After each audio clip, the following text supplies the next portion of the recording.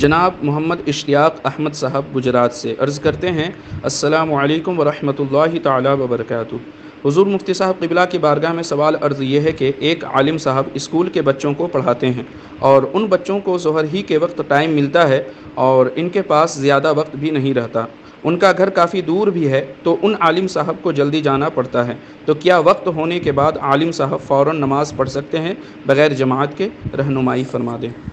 وعلیکم السلام ورحمۃ اللہ وبرکاتہ۔ عام حالات میں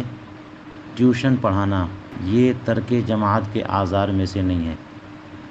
لیکن اگر وہ سمجھتے ہیں کہ یہ ٹیوشن پڑھانا امام کے لیے ضروری ہے، معاشی حالات اس قدر پریشان کن ہیں کہ اگر وہ یہ ٹیوشن نہ پڑھائیں تو گھر کے اخراجات کنٹرول نہ کر پائیں گے، یا ان بچوں کے لیے ٹیوشن ضروری ہے اور ان کے علاوہ کوئی پڑھانے والا نہیں، اس قسم کے حالات میں ان پر لازم نہیں ہے کہ اسی مسجد میں جماعت کی نماز پڑھیں، بلکہ یہ وقت سے پہلے جا سکتے ہیں اور جہاں پہنچے وہاں کوئی سنی مسجد ہو تو وہاں جماعت کی نماز جوائن کریں۔ واللہ تعالی عالم بالصواب۔